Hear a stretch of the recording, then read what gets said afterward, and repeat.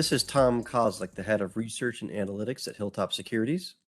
Thank you everyone for joining us today for this episode of HilltopTalks, Politics and Finance podcast series for 2021. During these discussions, we consider topics that intersect the worlds of politics and finance at the federal, state, and local levels in the United States.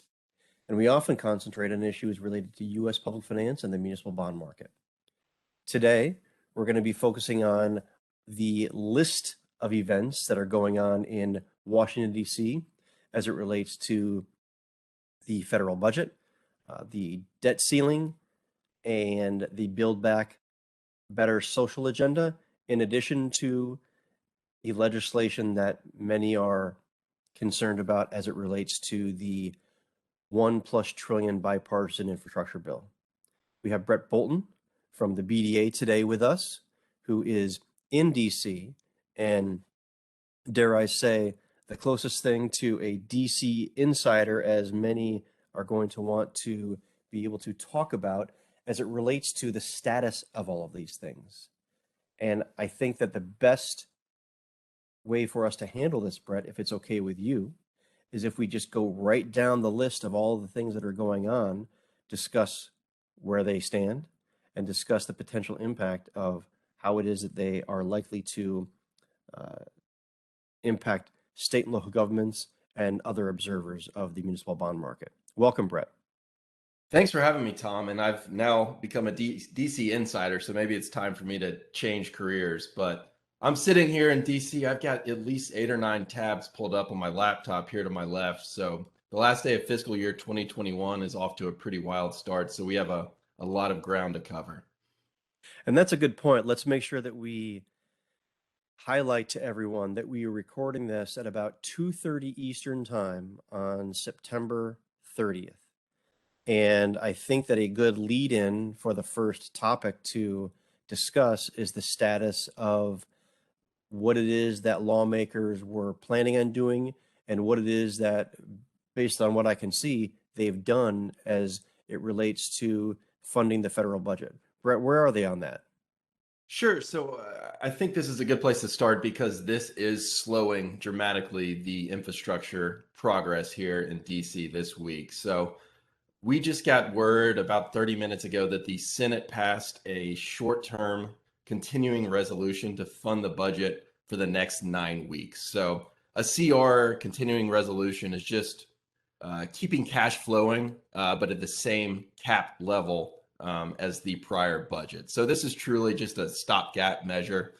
They're punting the ball into December, so to get past the debt ceiling deadline as well, but this really changes nothing. It just turns this to another day down the road. Yet the government will remain funded tonight into tomorrow, which is a big step for this dysfunctional Congress, to say the least. But the fact of the matter is I think that it's probably important for us to reinforce, because of all of these moving pieces, is that there was a specific deadline that lawmakers had to meet. And they have, in fact, met that deadline where the federal budget is concerned. And at least for, as you mentioned, the next several weeks, the federal budget is not going to be shutting down. They've met that deadline, and it is something that being said, what does that mean for the status of the negotiations between about the bipartisan infrastructure bill and the $3.5 trillion Build Back Better social agenda? There was supposed to be a vote in the House today on that bipartisan infrastructure bill. Is that vote going to happen?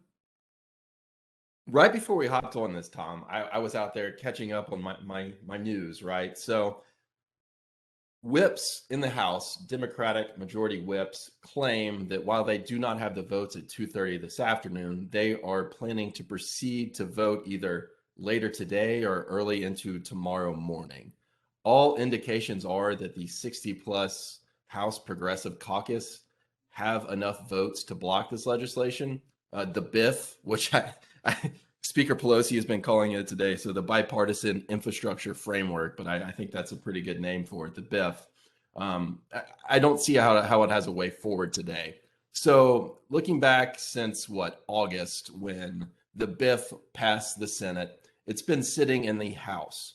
So Democratic leadership, House leadership, plan to use this package, the bipartisan package, as somewhat of a negotiation tool to get the entire caucus behind the robust $3.5 trillion reconciliation package.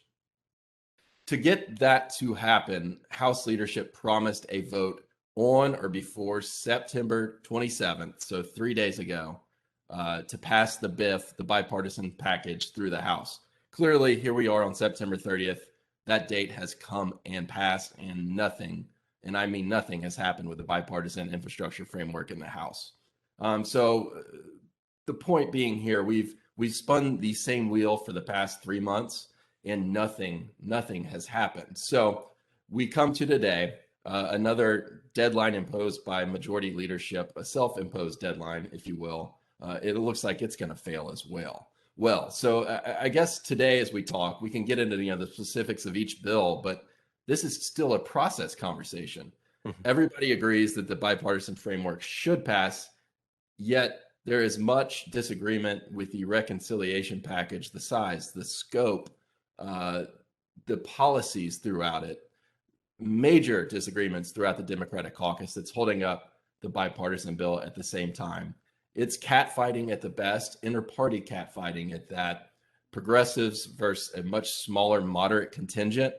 And it seems like neither side's going to get their way. And at this point in time, it's hard to see a path forward, Tom. Clearly, Nancy Pelosi. Oh, go ahead. I'm sorry. I was just going to say, so I'm seeing very recent polling data, and from different sources. The numbers that I'm going to cite are from September 17th. The Data for Progress noted that where the bipartisan plan is concerned, 64% of those polled support the bipartisan plan, 24% oppose it.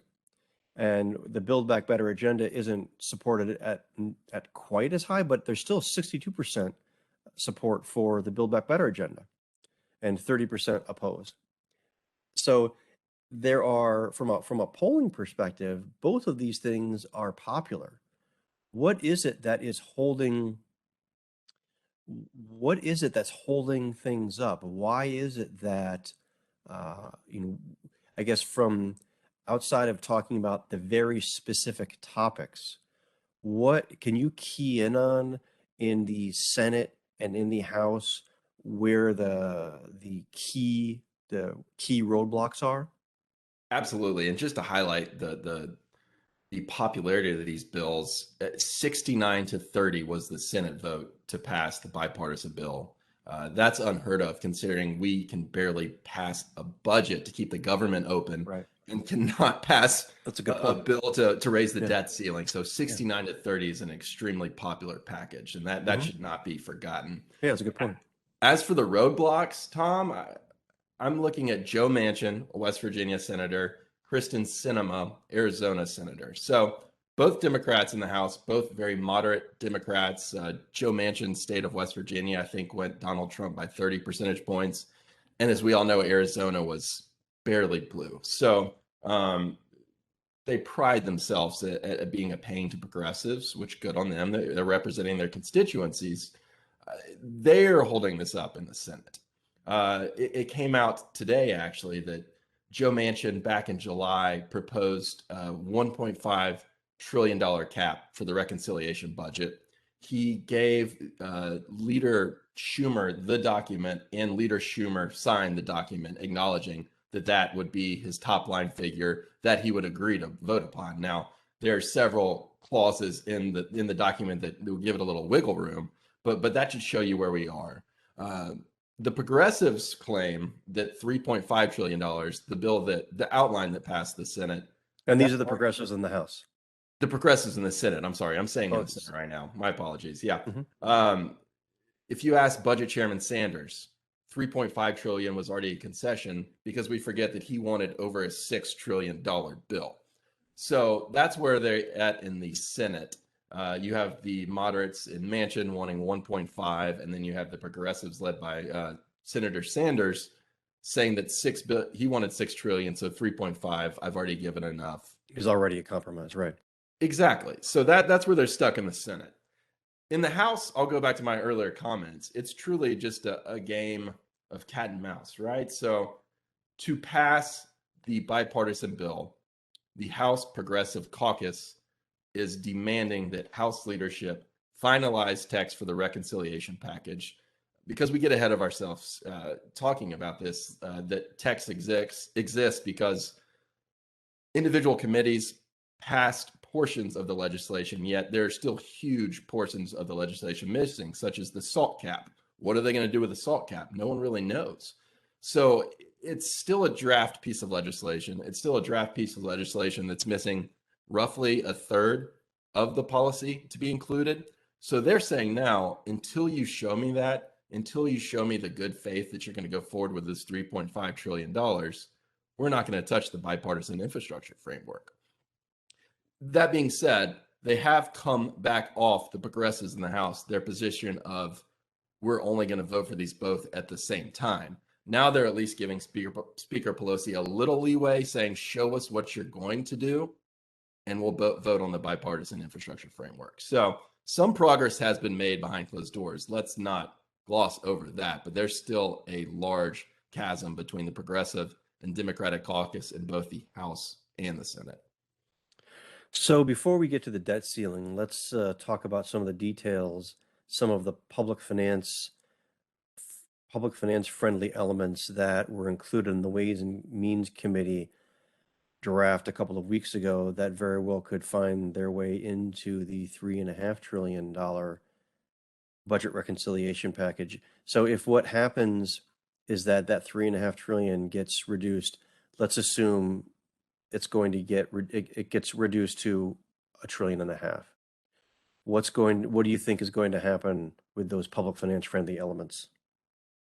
That's the $3.5 trillion question, Tom. I am uncertain, sure, just because we don't know further details. However, because of their overall price tag, the grouping of the 5 or 6 provisions being so minute compared to the overall budget, I think we remain in pretty good shape. Plus, we should not forget that both House Ways and Means Chairman Neal and Senate Finance Chairman Wyden are both longtime advocates for a plethora of muni provisions. So they're clearly pet projects for the chairs of the two committees that matter the most for these provisions. So that automatically puts you in a pretty good spot. As for Manchin's $1.5 trillion outline he provided, there's not much details about the financing provisions that were included in the Ways and Means draft.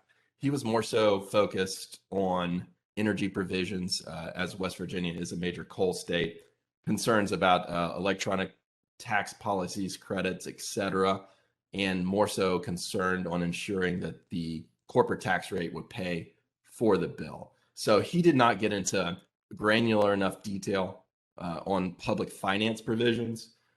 So again, I feel like we're in pretty good shape, especially if it remains in the $2 to $2.5 trillion figure, a figure which I think is probably most likely. There's a strong coalition of lawmakers that are friends of ours, of the industry, meaning, and are big fans of these provisions. Okay. So this week, Secretary Yellen finally put a date on when it is that action is going to need to be taken where the debt ceiling is concerned. She said, I believe it was Tuesday of this week, that the extraordinary measures that the Treasury enacted a few months ago are going to run out and action is going to be needed by October 18th. Correct. Yeah. Have any of the lawmakers on either side in any of these scenarios given us any indication that this is something that they are going to be able to come to an agreement on before that?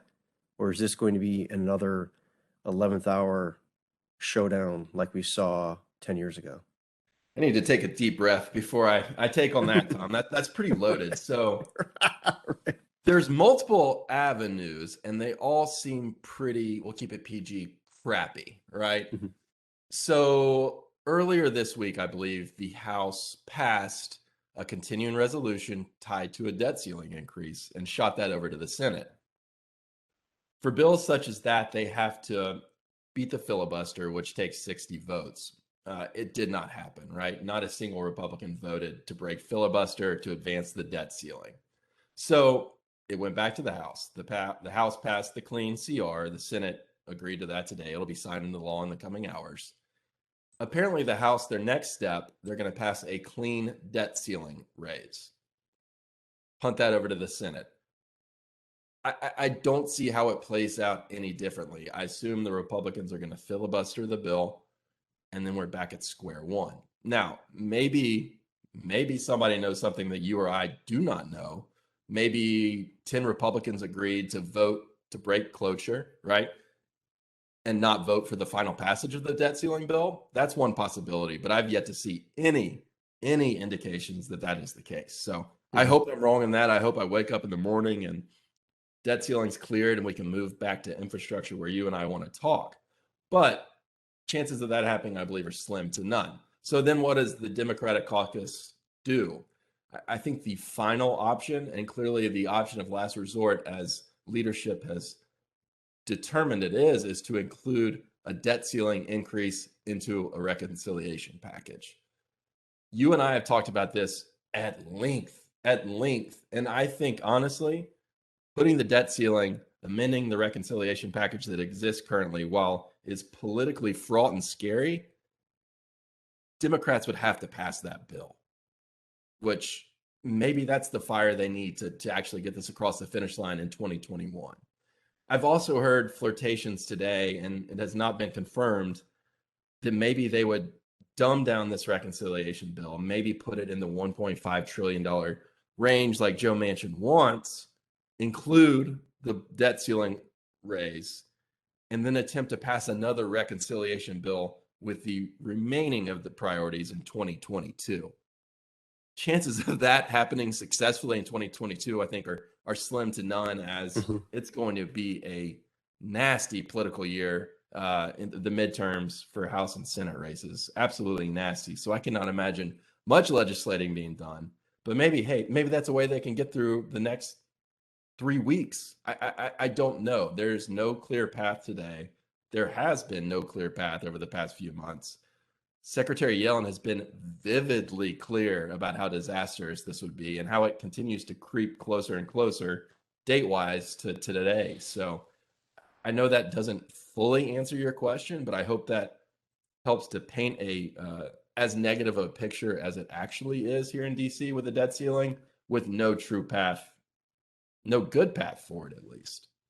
No, I mean, the fact of the matter is, as you just said, there doesn't seem to be a clear path. And one of the things that I've heard several times, especially over the last week, is Speaker Pelosi reiterating some statistics that were published by Mark Sandy and his team at Moody's Analytics in a September 21st report titled "Playing a Dangerous Game with a Debt Limit." And just even this morning, I heard Speaker Pelosi say, if they're in, and this is a situation where there'd be a default scenario, where there is not action taken before the 18th. And what it is that Zandy and his team described is a situation where 6 million jobs will be lost. The unemployment rate rises close to 9%. Stock prices are cut by almost a third, and wiping out $15 trillion in household wealth. That's where that number comes from that Speaker Pelosi continues to talk about. And the fact of the matter is that this is one of the other things that Zandy and his team focus on, and I believe this is true as well. Since the U.S. Treasury securities would no longer be risk-free or considered risk-free, future generations of Americans could very well pay a steep economic price, and that's a quote from the report. And I'll tweet out a copy of that report. There's a link to it on their site. Do you think that lawmakers themselves understand the significant financial Okay. No, I can cut you off there. Absolutely not. No, please. Think about what you just quoted, Tom. Debt will become more expensive over time because the U.S. has lost its full faith and credit, right? But yet we have the folks arguing not to raise the debt ceiling because we spend too much money, yet we're just going to make debt vastly more expensive going forward. There's no logical argument not to pass the debt ceiling. but here we are. So no, sorry to cut you off there. Just I don't think maybe because it has not happened, right? There's no precedent to look back at. There's no urgency, zero urgency to pass this. So no, they do not understand the consequences.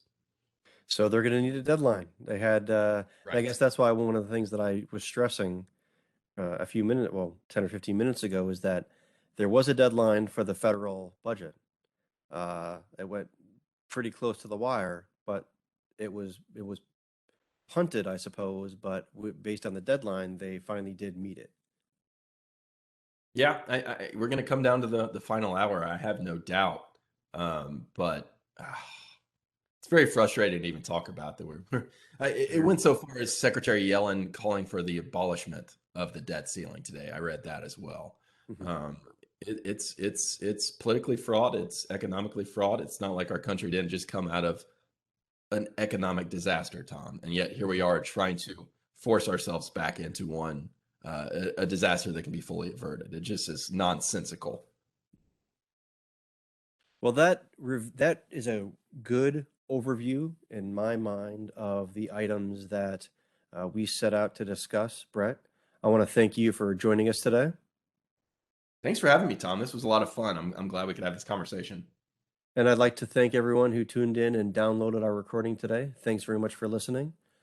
For those interested, you can also see the recent Hilltop Securities economic and municipal commentary and listen to our podcasts by going to HilltopSecurities.com/commentary. And you can follow me on Twitter and LinkedIn. Again, this is Tom Kozlik from Hilltop Securities. I want to thank Brett from the BDA for joining us today. And we will, I think we're going to need to have Brett come back in a couple of weeks before the debt ceiling deadline to review where things are again. Thanks again, Brett. Thanks, Tom.